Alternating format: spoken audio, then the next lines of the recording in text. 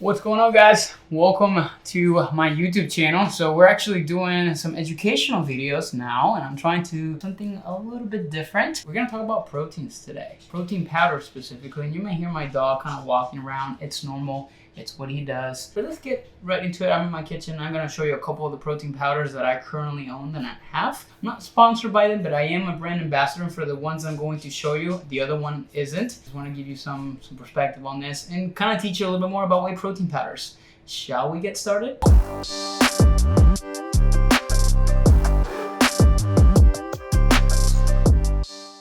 Alright, so we got the first one. This is going to be the Casein. It's not a whey protein, but it's one type, and I'm going to explain with you guys in a minute, specifically all kinds of different proteins, but this is one that I have used for a long time. So then we have this one right here. This is going to be the Whey Legion. So this is a whey protein. We also have a plant-based by them, which is called Thrive. So these are the current ones that I have.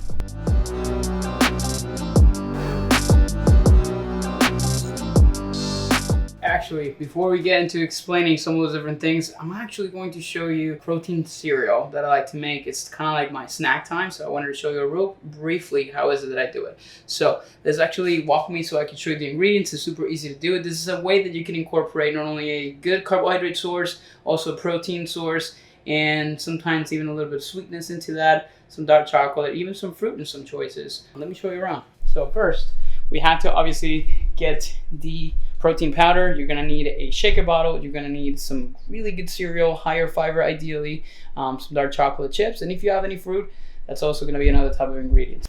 All right, first we're gonna need a shaker bottle, super simple. We're gonna need obviously the whey protein. I'm going to use cashew cinnamon, like honey cinnamon, something I really like to use for my cereal. The reason I like it, if you can kind of see it in here, is because it does have, you can see it in there, like good amount of fiber sources. So it does have about 3 grams of fiber, 30 grams of carbs, and not much of all the other stuff, so it's not too bad. I'm also gonna use regular milk, 1%, just simple regular milk, dark chocolate chips. These is a must because it has really good sweetness to it. And then lastly, we're gonna use some fruit, so let me go get some fruit as well. Strawberries. That'll do it. All right, so let's get into it. I'm gonna walk you through the stuff as I add the ingredients, and we'll go from there.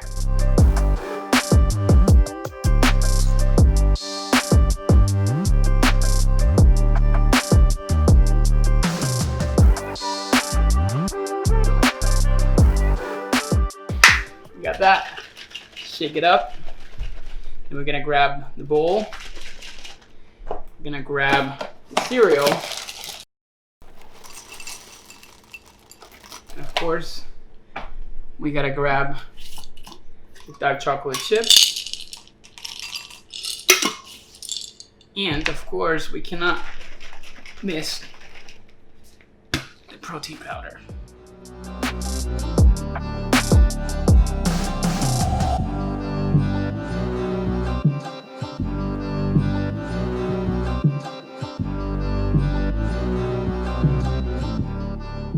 We got the cereal, the protein. It's the best thing ever.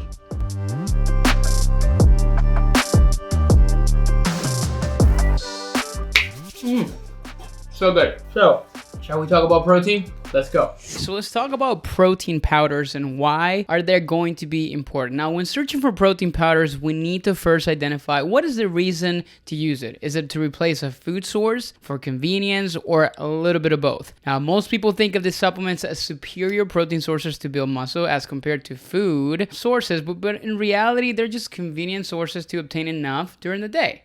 Now, with that said, there are benefits of using protein powders versus food sources. For example, those advantages can include things like absorption and ease of digestion for some types of proteins, and also protein and amino acid composition, and we're going to go over some of that things today. Now, knowing this, we can start looking deeper into what makes good protein powders from other ones that are not so good. So here are some of the things that we need to look for. Number one, we need to look at the protein source. We want to first figure out what is it that we're trying to evaluate. Are we looking at an animal-based protein? And if that's the case, dairy proteins like whey and casein, or egg proteins being the most common, are the ones you're going to find in the market. Or are you looking for a plant-based protein? And the most common ones are going to be things like pea protein, brown rice protein, among other kinds. This is a matter of personal preference, honestly, but when searching for plant-based sources, it is very important to understand that sometimes the biological quality of the protein may be inferior to its animal-based counterpart. So that's something that you definitely need to understand. Now, once we figure out the source, we need to focus on the type of protein used. Well, we're going to focus these conversations because we have some whey proteins in here, so we're going to base it off on animal-based proteins. Particularly, we're going to look at whey, since are the most popular for muscle gains. Now, whey protein is a byproduct of the milk curdling process and the cheese making processes. Whey is processed and the final product is usually one of three types of protein. Number one, it could be whey protein concentrate. Number two, whey protein isolate, which is the case for this one that I have in here. Or number three, a whey protein hydrolysis, which is like the most smaller option. Now, as a dietitian, I recommend to go for the more isolated version of the protein. This increases intestinal absorption and it is actually a more purer protein source. When I used to work in a place called Mead Johnson Nutrition, we used to go through this process of trying to make sure that we got the best, most purest form of a protein. So that's why I recommend it. It's also one of the ones that are most lactose free. So we usually typically look for end protein labels for isolates or hydrolysis in a nutritional label. And I'm going to show you that in a second so you understand exactly what I'm talking about. Now, I often try to avoid things like blends, as they're a combination of the three previous versions of whey that I just talked about, which are going to be concentrate, isolates, and sometimes hydrolysates. But sometimes they're going to add something like milk proteins and things like that, which are part of the same thing, but they're just a combination of things. Sometimes it's, when they're presented that way, it's really hard to know how much of each was used, so that's why I don't always recommend it. Another thing we look at in a label when we're searching for a protein supplement is going to be the nutritional profile. After we identify the type of protein in the product, we then look for the overall nutritional profile of that powder. Ideally, we search for options that contain at least 20 grams of protein per serving, are low fat and low carb and sugar. Because when we're looking for a protein powder, do we really want something that has carbs and fats? Not really. A good whey protein powder will contain less than 1 gram of carbohydrates and less than 1 gram of fat as well. Now, another important area we'll need to look for in labels, but not always is listed, is the amino acid profile. Amino acids are the building blocks of the body, and there's actually 3 specific amino acids involved in muscle protein metabolism and muscle growth. Number 1 is going to be leucine, 2 isoleucine, and 3 valine. Now, if a protein powder has amino acid profile available on the label, that is always a plus. We want to make sure the leucine content of that protein in question is at least 2,000 milligrams or 2 grams. Another thing we need to look for in protein powders when we're evaluating a label is the additives in the ingredients. Now, that's the last step in identifying a good protein powder, but it's really something important that we need to look for when we're looking at the rest of the ingredients in the label. A good protein has its protein source listed first, and the rest are additives such as sweeteners, vitamins, minerals, electrolytes, colorings, preservatives, and flavors. Now, my personal rule for a good protein, that usually a good one on the market, is the one that has 5 to 6 ingredients or less. There are many browns out there that add a ton of vitamins that I just feel like are unnecessary, honestly. Another thing that I always like to look for is sweeteners. Most protein powders use artificial sweeteners and artificial flavors to convert the tasty flavors so you can actually enjoy it. I mean, nowadays there's fruity pebbles and all these different things, so it's totally understandable. Now, I typically recommend you search for options that are sweetened with more natural ingredients, such as stevia or monk fruit extract. Now, they're still processed items, but I think are going to be a little bit better. Artificial sweeteners like sucralose are not deal breakers. However, you may choose these protein powders in moderation, like any of the ones that I actually present on the list that I'm going to share with you guys in the next couple of minutes. Now, without further ado, here are the top or my top 5 recommended whey proteins that meet my selection criteria. I don't get paid to say any of this stuff, so I'm just going to share it below. The first one, I am a brand ambassador for this, and you can get 20% off of this specific brand. I do like it because I like what's inside of it, and that's why I like to represent it. It's Legion Athletics. So Legion Athletics, which is this one right here, is going to be, it has less than 1 gram of fat. It also has 2 grams of carbohydrates and 22 grams of protein. So it's a pure whey protein isolate source as well.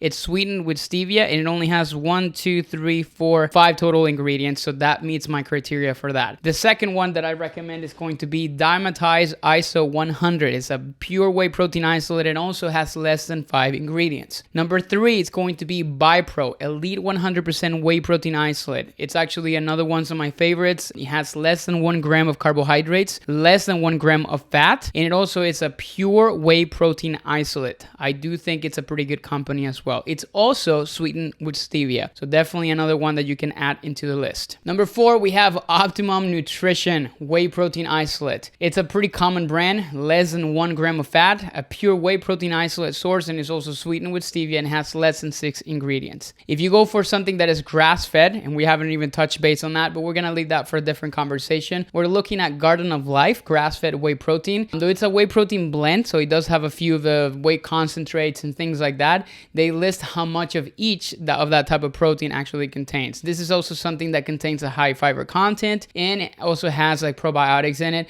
But again, it's not something that I would consider as a plus. It's just some additives that they have on there. The last one I wanted to recommend here today is Clean Athlete Whey Protein. This is another really good product. It does have a pretty clean label, pun intended. It does have about 22 to 25 grams of protein per serving as well, which is exactly what we look for any kind of protein powder product. And that's it, my friends. Hopefully this was helpful. I just wanted to give you guys some perspective on some like the typical protein powders that we like to recommend. Again, it really depends on your preference, but we always want to make sure that the supplements that we choose are going to be something that is coming from a reputable source, and definitely from a company that it's known for its quality products, and that's why we wanted to kind of present this stuff over to you guys. Again, we're not sponsored by any of them. We're not getting paid to actually push or any of these products. It's just my own criteria based on my knowledge as a registered dietitian. But hopefully you enjoyed this episode on my YouTube channel. If you want to learn more about nutrition and you have any specific things that you would like me to cover in these videos, make sure you put it down in the comments, and make sure you hit that subscribe button so you're notified when new videos come out every week from my podcast or these educational tutorials